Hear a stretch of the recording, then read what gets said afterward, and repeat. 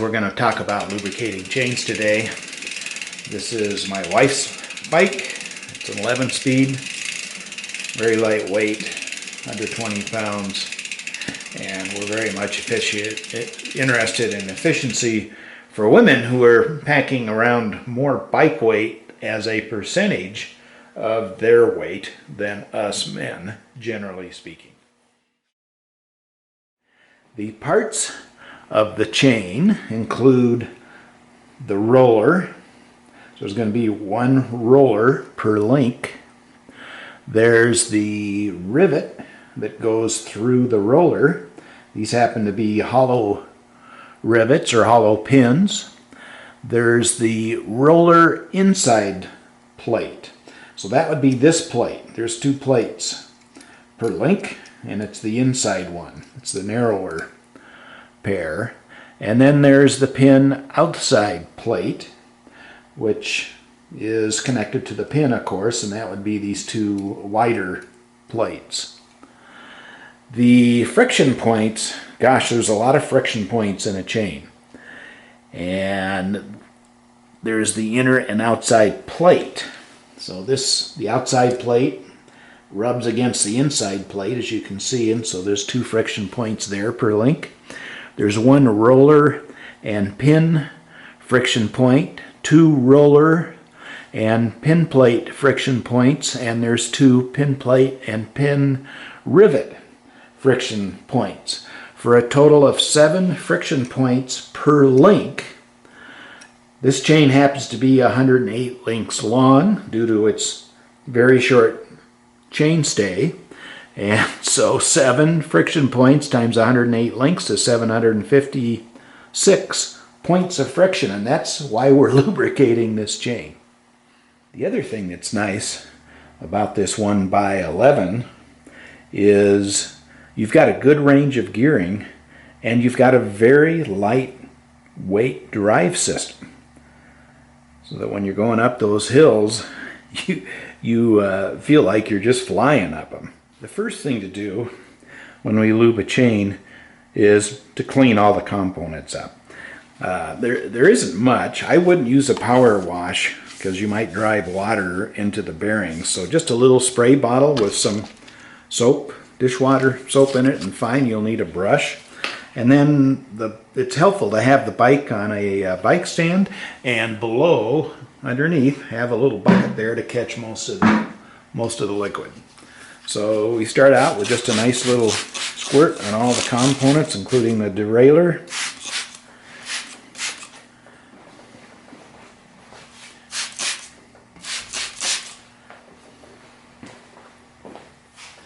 Then we start by pedaling backwards and start removing as much dirt as we can from the chain.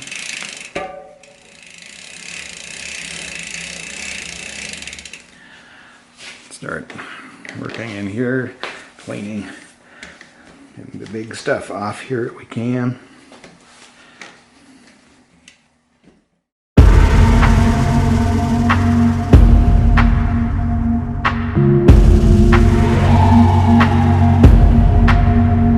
Be mine.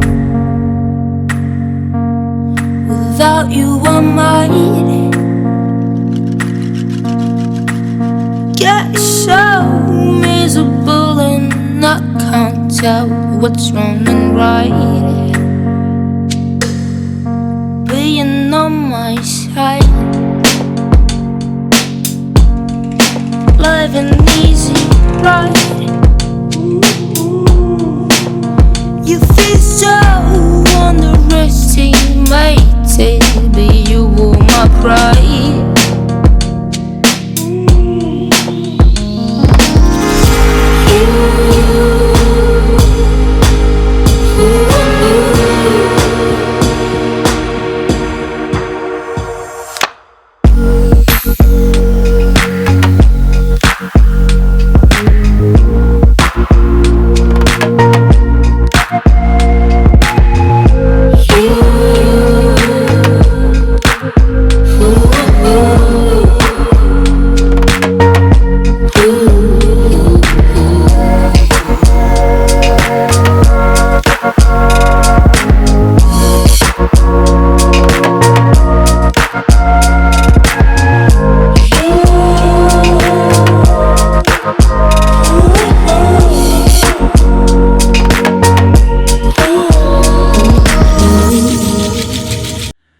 when we apply the lubricant, I'm going to use Rock and Roll. I'll explain why a little later. You want to be sure to shake it up and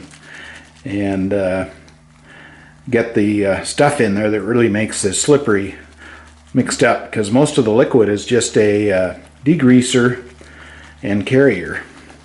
And it goes on like this. Make sure the chain is on the smallest drive. And what we're going to do, and I'll do this so you can see what's happening here, you can pedal backwards, but squirt it on.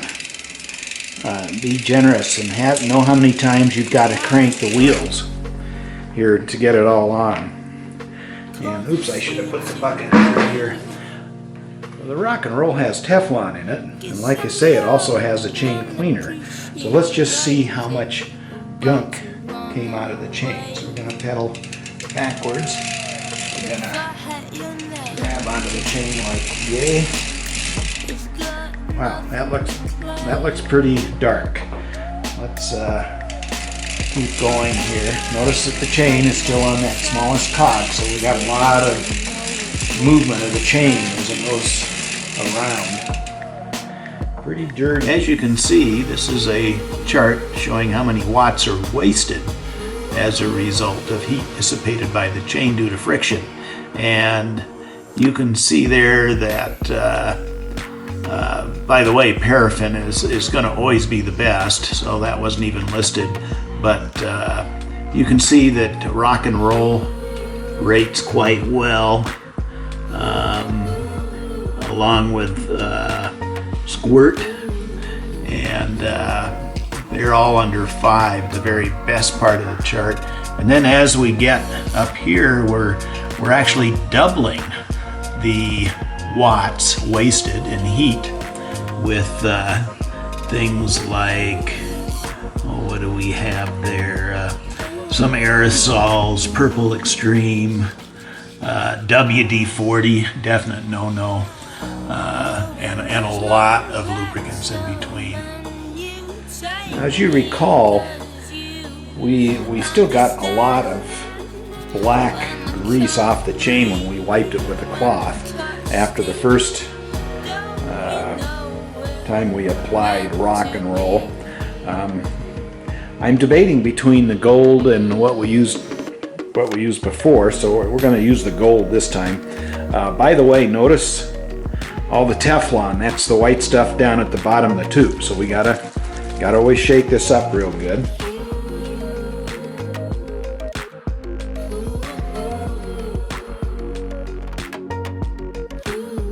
We'll make sure that the whole chain goes by, and we're going to squirt this on. So here we go. There's one.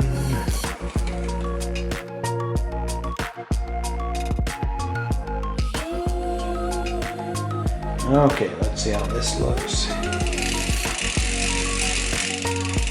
Wow, that's a lot better.